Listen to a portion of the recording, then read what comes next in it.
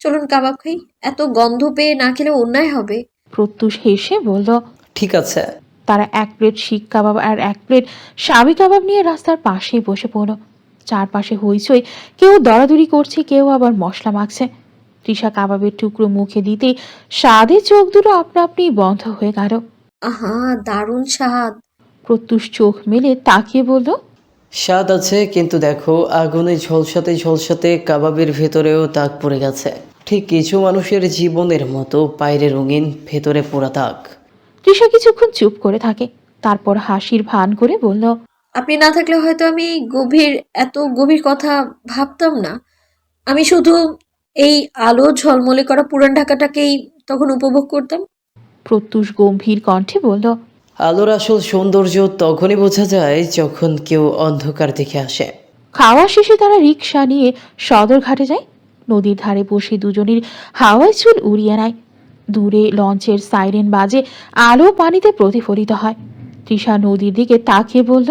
নদীটা অন্তত বিচার করে না, শুধু বয়ে চলে। প্রত্যুষ চোখ মেরে বলল। ঠিক বলেছ, জীবনকেও নদীর মতো হতে হয় জানো।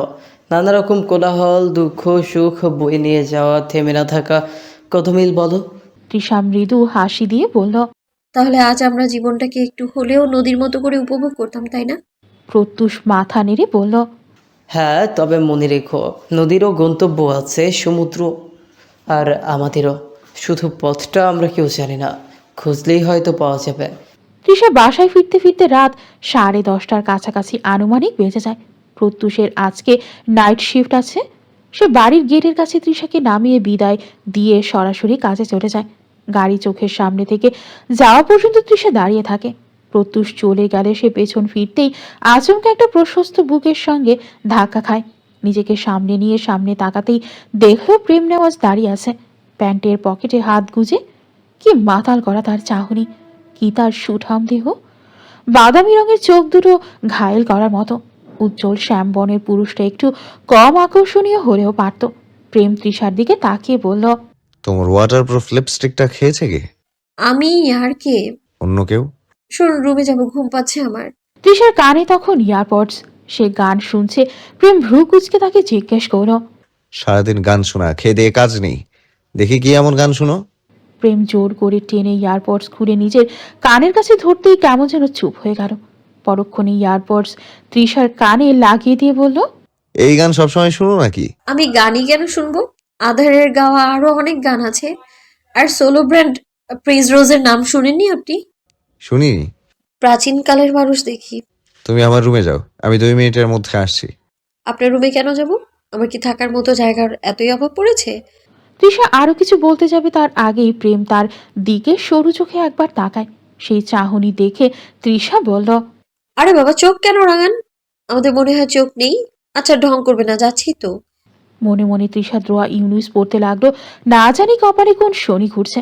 তৃষা যেতেই প্রেম ফোনটা বের করে অঙ্কুরকে একটা কল করে বলল। তৃষা নুজায়েতের সম্পর্কে ডিটেলস চাই আমার, বুঝলি? রাতের মধ্যেই জোগাড় করে দিবি। বলেই ফোনটা রেখে বাড়ির দিকে হাঁটা শুরু করলো। রুমে গিয়ে দেখলো তৃষা নিচতলায় নেই। মানে কি, এই তৃষা আজকাল বেশি কথার অবাধ্য হয়ে যাচ্ছে না? প্রেম এসব আচরণ একেবারেই অপছন্দ করে। সে সিঁড়ি বেয়ে দোতলায় যেতেই দেখলো তৃষা কর্নারের রুমের দরজা ধরে টানাটানি করছে। বিরক্ত হলো প্রেম।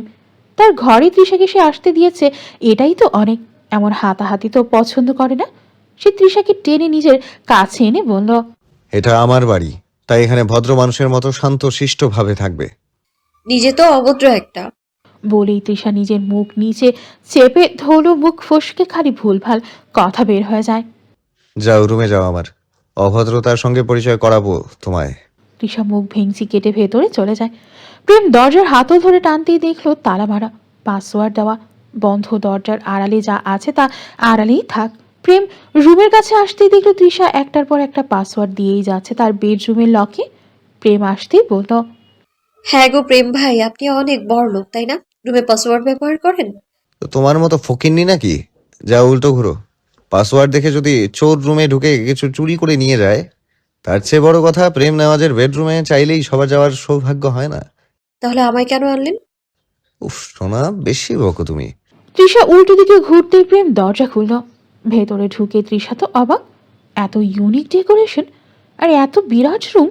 তার ঘরটা যেন বিশাল অন্দরমহল, প্রচলিত শোবার ঘরের চাইতেও অনেক বড় প্রশস্ত। পুরো ঘর জুড়ে কালো রঙের আধিপত্য। দেয়ালে গাঢ় কালো ওয়ালপেপার, যার উপর ঝলমলে সোনালি কারুকাজ আঁকা। মেঝেতে গাঢ় কাঠের ফ্লোরিং, তার উপর বিশাল এক কালো কার্পেট বেছানো, যেখানে পা দিলেই নরম ডুবে যাওয়া নিশ্চিত। ঘরের মাঝখানে রাখা একটি কিং সাইজ খাট, কোল বালিশ করা, কালো পালিশ করা কাঠের তৈরি, মাথার দিকটা উঁচু, চামড়ার কারুকাজ করা। খাটের পাশের জানালার গায়ে ঝুলছে আর গাঢ় ধূসর সিল্কের পর্দা। খাটের পাশে লম্বা নাইট ল্যাম্প নরম হলুদ আলো ছড়িয়ে ঘরটাকে অর্ধেক অন্ধকারে ডুবিয়ে রেখেছে। ঘরের ভেতরে আরেকটা বিশেষ অ্যাডজাস্ট রুম, যাকে ওয়াক ইন ক্লোজেট বলে। ওটা যেন আলাদা এক জগৎ। সেখানকার সব আলমারি, তাক আর হ্যাঙ্গার কালো কাঠের তৈরি। সুশৃঙ্খলভাবে ঝুলছে তার অসংখ্য জামা কাপড়, জুতা। 80% পোশাকও কালো রঙের। ঘরের এক পাশে কালো পালিশ করা বুকশেলফে সাজানো বই আর কিছু বিরল সিগনেচার আইটেম, প্রাচীন ঘড়ি, শোপিস আর পুরনো জিনিসপত্র। অন্য পাশে গাঢ় ধূসর কালো সোফা সেট, মাঝখানে কাঁচের টেবিলটার ওপর কালো ক্রিস্টালের ফুলদানিতে নীল প্রিমরোজ ফুল সাজানো। তৃষাকে খাটের ওপর বসিয়ে দেখে প্রেম শাওয়ার নিতে গেল। তৃষা একটু বেশি অবাক, কারণ আজকের মতো ভণ্ডামি আর পাপ সে বিগত এতদিনে কখনোই করেনি। তবে আজকে প্রেম ভাই তাকে বকছেও না, মারছেও না। আল্লাহ, জিনে হলো না তো? কবিরাজ কিংবা হুজুরকে ডেকে আনবে কি? তৃষা নিজের পরিহিত কালো রঙের শাড়িটার দিকে তাকালো। এই ঘরের একটা অংশ মনে হচ্ছে এখন তাকেও। বেশ কিছুক্ষণ সময় নিয়ে প্রেম গোসলখানা থেকে বের হলো। কালো রঙের একটা তোয়ালে পেঁচানো তার নিচে, সুঠাম দেহের ভাঁজ গোলে ভেজা চুল থেকে টুপটাপ করে জলবিন্দু গড়িয়ে পড়ছে। প্রেম বিছানার দিকে তাকালো। তৃষা সেখানে গুটিসুটি মেরে ঘুমিয়ে আছে। পেটের কাছ থেকে শাড়ি সরে গেছে। প্রেম তৃষার নাভিকঞ্জের দিকে তাকিয়ে চোখ বন্ধ করে একটা নিঃশ্বাস ছাড়ল। তারপর 1 পা 2 পা করে এগিয়ে এসে ঠিক তৃষার সামনে এলো। ড্রয়ার থেকে একটা ইঞ্জেকশন বের করে নিজের হাতে পুশ করে কোনো ভয় দ্বিধাহীনভাবে। এই মেয়ের কাছে গেলে অ্যালার্জির পরিমাণটা আরও বেগ পায়। অ্যালার্জির ইঞ্জেকশন তো এখন মাস্ট হয়ে দাঁড়িয়েছে। প্রেম তৃষার নাভির দিকে তাকিয়ে মনে মনে শুধালো, আমি যা ছুঁই একবার, তাতে অন্য কারো স্পর্শ তো দূরে থাক, দৃষ্টিও আমার সহ্য হয় না। তুমি তৃষা বারবার ওই ভুলগুলো করো যা আমার অপছন্দ। বলেই সে ড্রয়ার থেকে সরু ছোট এন্টি কাটার টিপ বের করে তৃষার পেট বরাবর ধরে। মুচকি হেসে একটা মৃদু টান দিতেই ব্যথায় ঘুম ভেঙে চিৎকার করতেই প্রেম চোখ গরম করে মুখ চেপে ধরে তার। সামান্য একটুখানি কেটেছে, তাতেই গরম রক্ত গড়িয়ে পড়ছে। তৃষার চোখের অশ্রু টলমল করছে। সে আর্তনাদ করেও করতে পারছে না। মুখটা যে চেপে ধরেছে, পুরুষালী সকল শক্তি খাটিয়ে এই প্রেম নেওয়াজ। প্রেম তীক্ষ্ণ দৃষ্টিতে তাকিয়ে রুক্ষ কণ্ঠে তৃষাকে বলল, তোকে না বলেছিলাম আমার স্পর্শ করা জিনিসে কারো দৃষ্টি আমার পছন্দ না? সেখানে আর এক বাড়ির পুরুষ তোর শরীর দেখে গায়ের জ্বালা কেমন করে মিটায় রে? আর প্রত্যুষের সঙ্গে তোর এত কিসের ঘষাঘষি? ও ইন্টেলিজেন্স ব্রাঞ্চের অফিসার, সাদা চামড়া, তাই তোর খুব ভালো লাগে। তো ওকে খুশি করে আজকে কত কামালি জানোয়ার? তোর মশারির মতো শাড়ি পরে রং ঢং করা, তাই না? তুই তৃষা প্রেমকে দেখেছিস, তার ডার্ক সাইড এখনো দেখা বাকি। প্রেমের জীবনে 2টা দরজা, যেখানে আছে সেখানেই ভালোই ভালোই থাক। বদ্ধ দরজার ওপারে গেলে মৃত্যু তোর নিশ্চিত। মরণ কাছে আসলে ফিরে যাবে না। মৃত্যু ভাববেও না তুই কে। অপরাধের পাল্লা কতখানি ভারী, মাইন্ড ইট। কাটা স্থানটিকে ডিসইনফেকশন করে প্রেম তৃষার সামনেই বসল। চুলে আলতো করে হাত বুলিয়ে বলল, অভ্যাস করে নাও আমাকে। আপনি আমার সঙ্গে এমন কেন করেন? প্রেম চুপ করে রয়। উত্তর আছে কি তার কাছে? সে কথা না বাড়িয়ে অ্যাডজাস্ট রুমে গিয়ে জামা বদলে আসে। ভেতরে সাদা একটা টি শার্ট, ওপরে লেদারের জ্যাকেট। দারুণ লাগছে তাকে। প্রেম তৈরি হয়ে পারফিউমটা লাগাতেই ঘর একেবারে সুগন্ধে তলিয়ে যায়। তৃষা চোখ মুছে হেডবোর্ডে হেলান দিয়ে বসতেই প্রেম তার মুখের উপর একটা জামা ছুঁড়ে দিয়ে বলল, এটা পরে আসো। আপনার কত নম্বর প্রেমিকার জামা এনে দিচ্ছেন আমায়? প্রেম তাকাতেই তৃষা চুপসে যায়। প্রেম বলল, জামা বদলে ফেলো। আপনি যান। আমার ঘর, আমি এখানেই থাকবো। কিন্তু কিন্তু শুনতে চেয়েছি। তৃষা মনে মনে প্রেমকে হাজারটা বাঙাল গালি দিয়ে বলল। আস্ত তেদর একটা। তৃষা বাধ্য হয়ে ওয়াশরুম থেকে বদলে এলো। অ্যাডজাস্ট রুমেও প্রেম তাকে যেতে দেয়নি। বলে কিনা সেখানে দামি দামি জিনিস আছে, ওখানে তোমার মতো ব্যাকটেরিয়া গেলে যদি মহামারী হয়, কত বড় অপমান। তবে আজকে কেন জানি প্রেম নেওয়াজকে ঘৃণা করতে ইচ্ছে করছে না। কেন কেন? বারবার এই প্রশ্নটা মনকে করেও কোনো মুখ্যম জবাব তৃষা পেল না। আচ্ছা, এই মানুষটা কি কেবল খারাপের চক্রে আবদ্ধ? ভালো নামক একটি শব্দও কি তার ঝুলিতে নেই? আসলে বাবা মা মৃত, একা মানুষ হয়েছে, আর কতই বা ভালো হবে। প্রেম বাইরে থেকে তৃষাকে তাগাদা দেয়। এই মেয়ে, এত সময় লাগে? জামা বদলাতে মেয়ে মানুষের এত সময় লাগে নাকি? নদী সাঁতরে ইন্ডিয়া যেতেও তো এত সময় লাগার কথা না। তৃষা বাইরে আসতেই প্রেম তাকে দেখে এক মুহূর্তে থমকে গিয়ে পরক্ষণই চোখ সরিয়ে নেয়। তৃষা প্রেমকে জিজ্ঞেস করল। প্রেম ভাই, কেমন লাগছে আমায়? প্রেম পাত্তা না দিয়ে ব্রাশটাইটা ঠিক করতে করতে বলল। একেবারে শয়তানের মাসতুতো বোন লাগছে। তৃষা আয়নায় দেখলো কালো রঙের এই মিনি টপস আর পোলো জিন্সে তো তাকে হেব্বি লাগছে মাইরি।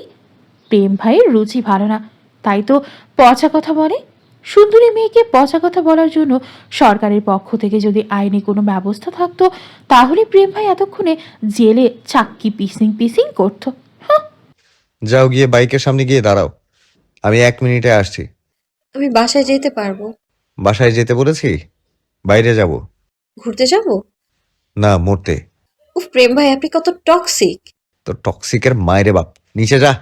যাওয়ার সময় তৃষা বলতে বলতে গেল। শালা খালি চিল্লায়। পেছন থেকে প্রেম ভাইয়ের জবাব এলো। না, তোমায় খালি চুম্মাবো। যা জলদি এখান থেকে, ফুকির নিয়ে। প্রেম বাইক স্টার্ট করতেই তৃষা পেছন বসলো। কাঁধে হাত রাখবে ভাবতে না ভাবতেই প্রেম এমন জোরে বাইক স্টার্ট দেয়, হাত কেন পুরো শরীর হেলে পড়ে প্রেমের ওপর। বাইক গেট থেকে বের হতেই ব্যালকনি থেকে সেদিকে নজর গেল মোখলেসে। মাথায় তো তার পুরাই বাস, না মানে তখন একটার সঙ্গে এখন আরেকটার সঙ্গে। কেমনে কি শেষে কি দুই ছেলের এক বউ হবে নাকি? পুরান ঢাকার নিষিদ্ধ ভাড়ের জগৎটা সবসময় এক রহস্যে ঢাকা, যা দিনের আলোতে কেউ দেখে না, কেবল রাতের আধারেই তার পর্দা উঠে যায়। বাড়িটির বাইরের দিকটা হয়তো ভগ্নদশাগ্রস্ত কোনো পুরনো হাভেলি কিংবা ব্যবসায়িক গুদামঘর মনে হবে। ধূসর দেয়ালে খসে পড়া চুন, লোহার মোটা দরজা, বাইরে টাঙানো একটা মলিন বাতি, কিন্তু ভেতরে ঢুকলে অন্য এক জগৎ। দেয়াল জুড়ে সোনালি আর লাল ভেলভেট কাপড় ঝুলছে, যেগুলোকে নরম আলোয় সাজানো ক্রিস্টাল ঝাড়বাতি আভা দিচ্ছে। মেঝেতে মোটা কার্পেট, যাতে পা রাখলেই শব্দ হারিয়ে যায়। চারদিকে কাঠের টেবিল, যার উপর সাজানো রঙিন বোতল, কাচের গ্লাস আর বিদেশি মদের ঝাঁক জমক। আজকে এখানে কেবল সামান্য কিছু ভিআইপি মানুষজন এসেছে। আজকের পরিবেশ একেবারে শান্ত। ভিআইপিদের প্রবেশের জন্য আলাদা মেম্বারশিপ আছে। প্রেম তৃষাকে নিয়ে ভেতর প্রবেশ করে। তৃষার রেফারেন্সের দরকার পড়েনি, কারণ এই বারের পেছনে তার ইনভেস্টমেন্ট আছে। বারের এক পাশে আসতে বাজছে স্যাক্সোফোনের সুর, অন্য কোণে কোনো বিদেশি গানের হালকা রিমিক্স। সুরের সঙ্গে ভেসে বেড়াচ্ছে সুগন্ধি ধোঁয়া, যা হুক্কা আর সুগন্ধি মোমবাতির মিশ্রণে তৈরি। দেয়ালের পাশে আধো আলোয় বসে আছে কৃত্রিম হাসি দেওয়া মেয়েরা, কেউ লাল পোশাকে, কেউ সোনালি গাউনে, আবার কেউ চোখে ভারী কাজল এঁকে দৃষ্টি নিয়ে আকর্ষণ করছে। তাদের হাসি আর দৃষ্টি ভেতরের পরিবেশকে আরও বিভ্রান্তিকর করে তুলেছে। মধ্যিখানে রয়েছে নাচের মঞ্চ। নরম নীল আর বেগুনি আলোয় মঞ্চটা যেন সোনালি স্বপ্নের মতো ঝলমল করছে। গ্লাসে ভেসে ওঠা বুদবুদ অচেনা মানুষের গলা মিশে যাওয়া আর ঘরে ভাসমান সুর, সব মিলিয়ে মনে হয় এই বাড়ির ভেতরে ঢুকে বাইরে ফেরা মানেই এক স্বপ্ন থেকে জেগে ওঠা। এমন এক জগৎ যেখানে নৈতিকতা নেই, ভয় নেই, কেবল রং, আলো, সুর আর অন্ধকারের মাদকতা। এই নিষিদ্ধ বার আসলে সমাজের চোখে আড়াল, কিন্তু বহু ধনী দুলাল, গুন্ডা কিংবা ক্ষমতার ছায়ায় থাকা লোকজন রাতের পর রাত এখানে নিজেদের মুখোশ খুলে রাখে। কারো হাতে নারী, কারো হাতে মাদক, আর সবার হাতে লোভ। প্রেম তৃষাকে নিয়ে যখন এখানে ঢুকে, তখন তৃষার চোখ বিস্ফোরিত হয়ে যায়। প্রেম শক্ত করে তৃষার হাতটা ধরে রেখেছে। এমনভাবে ধরে রেখেছে কেন? কষ্ট দেওয়ার জন্য নাকি হারিয়ে ফেলার ভয়? তৃষা এদিক ওদিক তাকাচ্ছে আর বারবার জিজ্ঞেস করছে। চলুন না প্রেম ভাই, আমরা এখানে কেন এসেছি? এখানে তো ভালো ছেলেমেয়েরা আসে না। তো তুমি কি ভালো মেয়ে নাকি? তৃষা জবাব দেয় না। প্রেম তাকে সিঁড়ি বেয়ে দোতলায় নিয়ে যায়। ইরিনের ট্যাটু ঘরে প্রবেশ করতে ইরিন অনেকটা পরিমাণ খুশি হয়ে যায়। যাবে না কেন? প্রেম তার কাছে জন্মদিন ছাড়া কখনো আসে না, আজ প্রথম এসেছে। খুশি তো হওয়ার কথাই, তবে পরক্ষণেই প্রেমের বশে অচেনা একটা মেয়েকে দেখে বেশ অবাক হয়। প্রশ্ন জাগে তার মনে। তবে ইরিনকে কোনো কথা বলার সুযোগ না দিয়ে প্রেম তাকে বলল, ট্যাটু করবো, মেশিনটা দাও তো। তুমি করবে?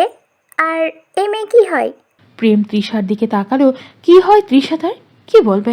সে প্রশ্ন এড়িয়ে গিয়ে বলল, কিছু না, ট্যাটু তুমি করবে? কৈফিয়ত শুনতে আসিনি। ইরিন কথা না বাড়িয়ে মেশিনটা প্রেমের হাতে তুলে দেয়। তৃষা একবার ইরিনের দিকে তাকায়। সারা গায়ে ট্যাটু করা, ছোটখাটো একটা পোশাক পরেছে, ঠোঁটে ভ্রুতে পিয়ার্সিং করা, নাকের মাঝে একটা নথ, চুলগুলো দেখে কেমন বেগুনি আর সবুজের মিশেরে রং করে। ডাইনি ডাইনি এটা ভাব আছে বলতে হবে। ইরিন একবার তৃষার দিকে তাকালো, এক লহমায় আবার চোখ সরিয়ে নিল। প্রেম তৃষাকে বিউটি চেয়ারে শুয়ে পড়তে বলল। তাতে তৃষার মাথা বরাবরের মতোই বিগড়ে গেল। ওমা, বাসায় কি খাটের অভাব ছিল যে এমন জায়গায় এসে এমন বিউটি চেয়ারে শুয়ে পড়তে বলছে? ইরিনের থেকে মেশিনটা হাতে নিয়ে বলল। তুমি বের হও, আমার কাজ শেষ হলে আমি আসবো। তৃষা এখনো বুঝতে পারছে না কি করবে। এই প্রেমের উদ্দেশ্য কি? ইরিন মনটা খারাপ করে দরজা লাগিয়ে চলে যেতেই প্রেম ভ্রু উঁচু করে বলল, ধাক্কা দিয়ে শোয়ানোর আগে শুয়ে পড়ো শোনা। ছি, কি অশ্লীল। তোর নানায় অশ্লীল। তো আসেন, চাকু দিয়ে নাড়ি ভুড়ি আপনার ফাটিয়ে দিই, তারপর কবরে নানার সঙ্গে গিয়ে মিলে অশ্লীলতা করবেন। প্রেম রাগান্বিত দৃষ্টিতে তৃষার দিকে তাকাতেই সে চুপসে যায়। বিউটি চেয়ারে গিয়ে শুতে চেয়ার টেনে প্রেম তার পাশে বসল।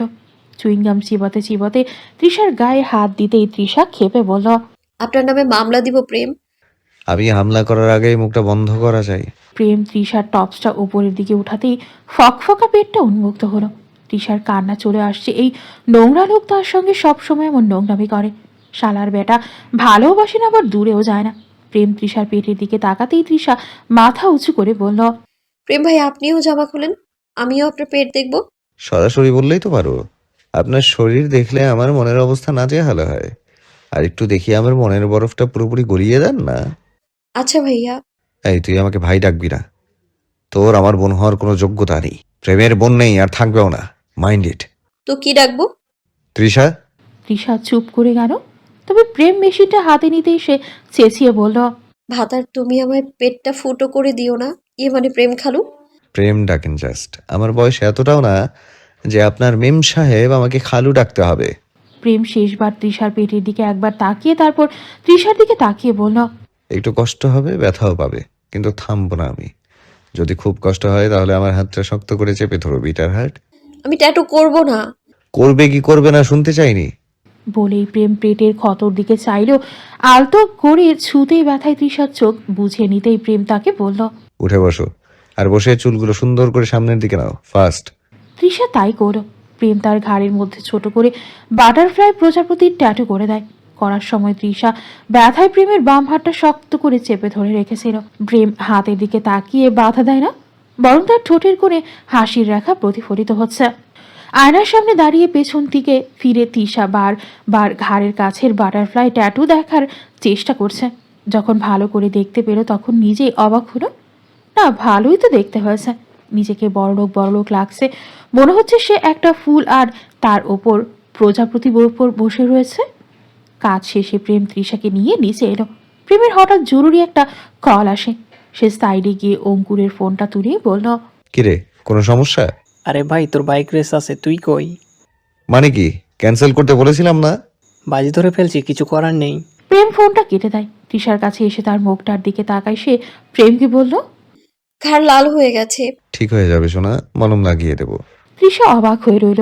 প্রেম ভাই এত ভালো করে কথা বলছে, তাও আবার তার সঙ্গে। আসলে প্রেম ভাইয়ের কি দুইটা রূপ, এই ভালো এই খারাপ। সে মানুষটাকে তৃষা এখনো চিনতে পারছে না। এই বহুরূপী মানুষটাকে আজকাল একটু বেশি জানতে ইচ্ছা করছে। প্রেম ইরিনকে রুমে ঢুকে ডেকে আনে। যাওয়ার সময় বলে যায়, তৃষাকে রেখে গেলাম তোমার কাছে। ওর যদি কোনো ক্ষতি তো পরের জানাজাটা আমি তোমার পড়ব। ইরিন কেবল অবাক হচ্ছে, কিন্তু তার বিষয়টি বুঝতে বাকি রইল না। এত বছর ধরে সে অপেক্ষা করলো, আর শেষে কোথাকার একটা মেয়ের জন্য তার জানাজা পড়াবে বলছে প্রেম। প্রেমের কি হলো? প্রেম কিছুতেই সে ব্যতীত কারো প্রেমে পড়তে পারে না। তৃষা তখনও চরম খুশি। এসব সে কখনো দেখেনি। প্রেম তাকে এখানে রেখে যায়। যাওয়ার সময় বলে, কিছুক্ষণের মধ্যেই তোমায় এসে নিয়ে যাব। ভালোভাবে থাকবে কিন্তু।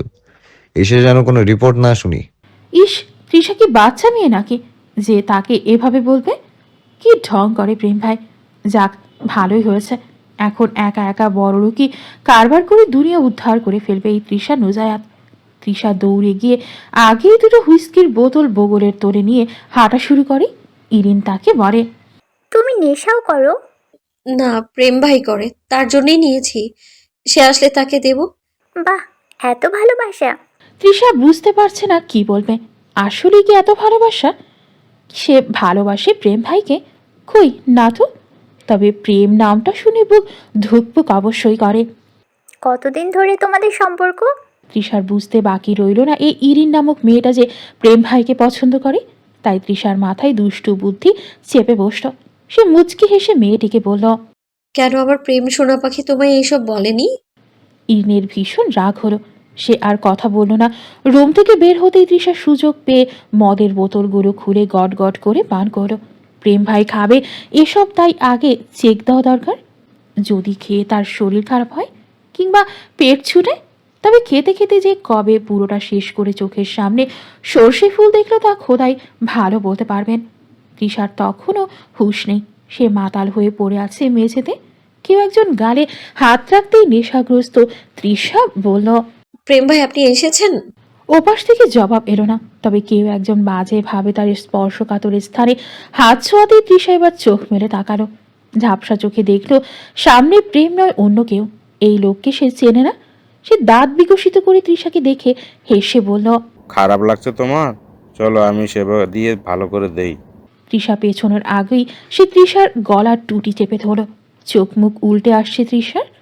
যাও কই বেবি, আমাদের শরীরেও তো অনেক চাওয়া পাওয়া আছে। ছেলেটি তৃষার গায়ে হাত দিতে যাবে তার আগেই পেছন থেকে কেউ একজন এসে তার শার্ট ধরে টেনে তাকে তৃষার উপর থেকে সরায়। পেছন ফিরতেই ছেলেটি আবিষ্কার করলো প্রেম নেওয়াজকে। ছেলেটি কথা বলার সুযোগ পেল না, তার আগে একের পর এক ঘুষি তার মুখের উপর লেপটে দিল। তৃষার তখনও মাথা কাজ করছে না। চোখের সামনে একটা ছেলে কি ভয়ানকভাবে মার খাচ্ছে, কিন্তু সে মার খাওয়ারই যোগ্য। প্রেম আধমরা ছেলেটিকে ঠিক করে বসিয়ে তৃষার দিকে তাকিয়ে বলল, তৃষা, জাস্ট কিল হিম। তৃষা সাহস পেল। এবার বুক ভরা সাহস নিয়ে উঠে সে ওই ছেলের জায়গা মতো একটা মারতেই ছেলেটির আর্তনাদ কে শোনে। প্রেমের সেই চিৎকার বিরক্তকর লাগছে, তাই মুখটাও সে চেপে রাখলো। কাজ শেষ হতেই তৃষা বলল, এবার ছেড়ে দিন, মরে যাব। ওর তো মরে যাওয়াই উচিত। ওর কত বড় সাহস তোমার গায়ে হাত দিতে যায়। হাত যদি কেটে কাঁধে না ঝুলাই। তৃষা প্রেমের হাত ধরে অনুরোধ করতেই প্রেম তৃষার দিকে তাকালো। প্রেম একটা দীর্ঘশ্বাস ফেলে ছেলেটিকে ধাক্কা দিয়ে ফেলে দেয়। ছেলেটির কোনো মতে উঠে সেখান থেকে যেতেই দরজার সামনে ইরিন এসে দাঁড়ালো। পরিস্থিতি দেখে জিজ্ঞেস করো, কি হয়েছে? প্রেমের শরীর ঘেমে একাকার। লেদার জ্যাকেট খুলে ফেলেছে। এক মুহূর্ত স্থির থেকে বাজ পাখির মতো দ্রুত বেগে সে উঠে গিয়ে ইরিনের গলা চেপে ধরল। তৃষার এখন সত্যি ভয় করছে। ইরিনের গলা চেপে ধরে সে বলল, কি হয়েছে তুই জানিস না? তোকে বলেছিলাম না তৃষার দিকে নজর রাখতে? তৃষা উঠে এসে প্রেমের হাত ধরে বলল। ছেড়ে দিন প্রেম ভাই, ছাড়ুন। প্রেম ইরিনকে ছেড়ে দিতেই সে যেন হাফ ছেড়ে বাঁচত। একটু আগে ইচ্ছে করে ওই ছেলেটিকে তৃষার রুমে পাঠিয়েছিল তৃষাকে বদনাম করার জন্য প্রেমের চোখে। কিন্তু কি থেকে কি হয়ে গেল। প্রেম তৃষার কথায় ইরিনের গলা ছেড়ে দিতেই সে নিজেকে সামলাতে না পেরে পড়ে গেল। ইরিন প্রেমের এই আচরণে অবাক হয়নি। অবাক হয়েছে প্রেম তৃষার কথা শুনে তার গলা ছেড়ে দিয়েছে এই কারণে। কি করে সম্ভব এটা? তৃষা আহামরি সুন্দর না, আর পাঁচটা মেয়ের মতোই। তাহলে কেন প্রেম তৃষার কথা শুনল? কেন? প্রেমের মুডটা হ্যাপি ছিল। এখানে এসে সব শেষ। বাইকে রেসে আজকেও সে জিতেছিল, কিন্তু এখানকার কাণ্ড দেখে সব নষ্ট হয়ে গেল। তৃষা তখনও চলার অবস্থায় নেই। প্রেম তৃষার হাতে তার লেদার জ্যাকেটটা দিয়ে তাকে আচমকা করে তুলে বলল, জ্যাকেটটা বুকের ওপর নাও। শরীর বেশি খারাপ লাগছে? প্রেম ভাই বমি আসছে আমার, নামিয়ে দিন আমায়, আপনার গায়ে বমি করে দেব। আমার আপত্তি নেই। একবার কেন, যতবার ইচ্ছা বমি করতে পারো। আমি ম্যানেজ করে নেব। আগে তোমার ঠিক হওয়া প্রয়োজন।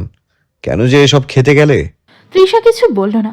বলতে সে অনেক কিছুই চায়, বলতে আর পারছে কই। প্রেমের বুকে মুখটা গুজে দিল। ক্লান্ত সে, শরীর ভালো লাগছে না এটাই বোঝাতে চাইছে। নদী আর ভালোবাসার মধ্যে কত গভীর মিল।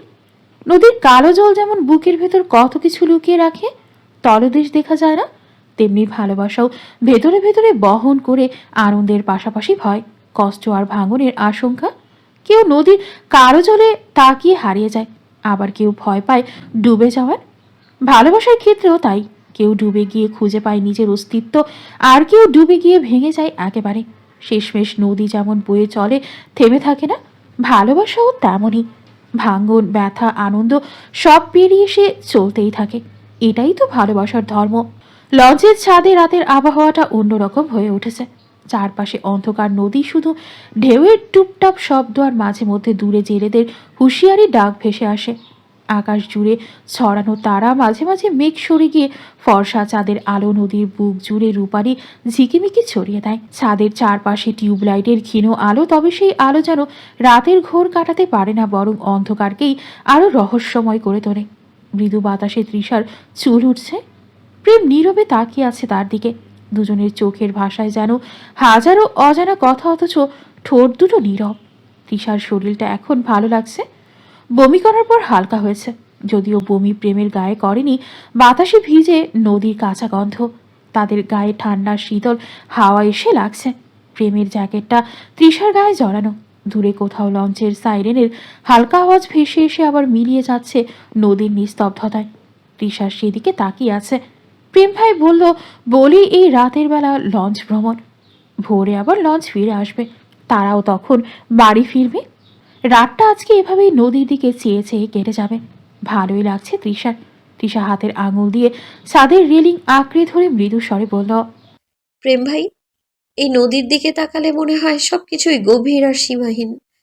আচ্ছা, মানুষের জীবন, ভালোবাসা সবকিছুই কি এমন অনন্ত আর রহস্যময়? প্রেম চোখ রাখলো নদীর জলের দিকে, বলল, নদীর মতো মানুষের জীবনও বয়ে চলে, স্রোত থামে না। ভালোবাসা যদি থাকে সেটাও বয়ে চলে, ভাঙন আসে তবুও থেমে থাকে না। তৃষা হালকা হাসি, বলল, তবু মনে হয় ভালোবাসা নদীর কালো জলের মতোই ভয়ঙ্কর। বাইরে থেকে শান্ত, কিন্তু ভেতরে তল খুঁজে পাওয়া যায় না। ভালোবাসা ভয়ঙ্কর হতে পারে তখনই যখন তাতে মায়া থাকে না। সত্যি ভালোবাসা আসলে ভয় নয়, নিশ্চয়তা দেয়, কাফনের কাপড়ের মতো জড়িয়ে ধরে। তৃষা চমকে তাকায়। কাফনের কাপড়ের মতো? হ্যাঁ, মানুষ মরলে তাকে শেষবার ওই কাফনের কাপড়েই জড়িয়ে রাখে। পৃথিবীর কোনো সম্পর্ক, কোনো সম্পদ, কোনো অর্জন সঙ্গে যায় না, শুধু সেই সাদা কাপড়। প্রেম কেমন ভালোবাসা চায়? খুব কঠিন প্রশ্ন। সে নদীর জলের দিকে তাকিয়ে জবাব দিল, আমি চাই আমার ভালোবাসা ওই কাফনের কাপড়ের মতোই হোক, শেষ পর্যন্ত তার মায়া আমার প্রেয়সীর হৃদয়ে জড়িয়ে রাখুক। তাহলে আপনি কেমন ভালোবাসা চান? প্রেম তৃষার চোখে চোখ রাখলো, বলল, ভালোবাসলে কাফনের কাপড়ের মতো জড়িয়ে ভালোবাসো, এমন ভালোবাসা যা শেষ নিঃশ্বাস পর্যন্ত বিচ্ছেদ নেই। কারণ মানুষ যখন মৃত্যুর দ্বারে পৌঁছে যায় তখন তার সঙ্গে আর কিছুই যায় না, থাকে না, থাকে শুধু কাফনের সেই সাদা কাপড়টুকু। তাই প্রেয়সীকে বারে বার বলবো, হাজার বার বলবো, থেকে যাও ঠিক তেমন ভাবেই যেমন ভাবে মৃত্যুর পরও মানুষের শরীরে কাফনের কাপড় জড়িয়ে থাকে। তৃষা চোখ নামিয়ে ফিসফিস করলো, সেই হবু প্রেয়সী যদি কখনো এমন প্রশ্ন করে, আপনি কি বলবেন তখন? কিন্তু জীবনে তো শুধু ভালোবাসা দিয়ে টিকে থাকে না প্রেম ভাই। প্রেম আচমকা তৃষার হাত ধরে বলল, বাস্তবতা তো আছেই, কিন্তু আমি মনে করি ভাঙনের পরেও যদি দুজন একসঙ্গে দাঁড়াতে পারে সেই ভালোবাসাই আসল। নদী এক পার ভেঙে কিন্তু অন্য পার ঘরে। তৃষা হাত ছাড়িয়ে নেয়, তারপর মিহি গলায় বলে, আপনি সবকিছুকে আশার চোখে দেখেন, আমি পারি না। আমার কাছে ভালোবাসা অনেক সময় শূন্যতার মতো মনে হয়, যেখানে যত দূর যাই শেষ নেই। প্রেম ধীরে ধীরে বলল, শেষ থাকলেই তো আর মানুষ ভয় পেত না তৃষা। ভালোবাসার সৌন্দর্য তার সীমাহীনতায়, হয়তো তল পাওয়া যায় না, কিন্তু সেই গভীরতাই তো আমাদের ডেকে রাখে। তৃষা চোখ তুলে তারার দিকে তাকায়। তবু আমি ভাবি, যদি একদিন সবকিছু ভেঙে যায়, মানুষ কি তখনও একই ছাদের নিচে দাঁড়াতে পারে? ভালোবাসা ভেঙে গেলে মানুষ বাঁচে না, শুধু বেঁচে থাকার ভান করে। মুখে ভালোবাসি বললে তার টিকে থাকে না। ভালোবাসতে গেলে অনেক সাহসের প্রয়োজন। লড়াই না করে এক তীরে দাঁড়িয়ে অপর তীরে চেয়ে থাকলে ভালোবাসায় তো ভাঙন ধরবেই। দেখো, এসব প্রেম ভালোবাসা নিয়ে আমার কোনো ধারণা নেই, মনে যা আসছে তাই বলছি। মন বলছে আমি ভুল বলছি না।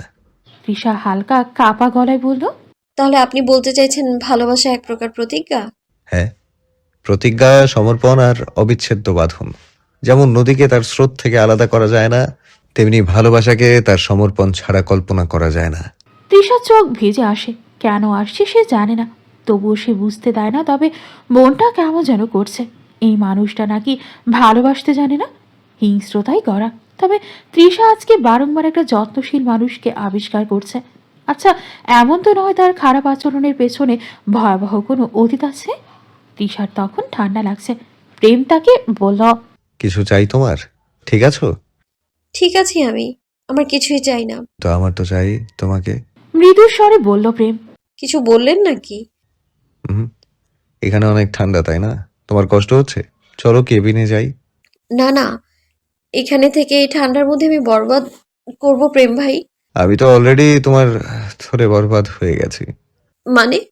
প্রেম তৃষার হাতটা টেনে ধরে চলতে চলতে বলল, যেই হারে বিচ্ছু মেয়ে তুমি আমায় জ্বালাচ্ছ, প্রশ্ন করে করে বরবাদ না হয়ে উপায় কই? চলো নিচে চলো। তৃষা মুখটা ভেঙচি কাটলো, জবাব দিল না। কেবল তালে তাল মিলিয়ে তার এই হারে বজ্জাত প্রেম ভাইয়ের সঙ্গে হাঁটা ধরল।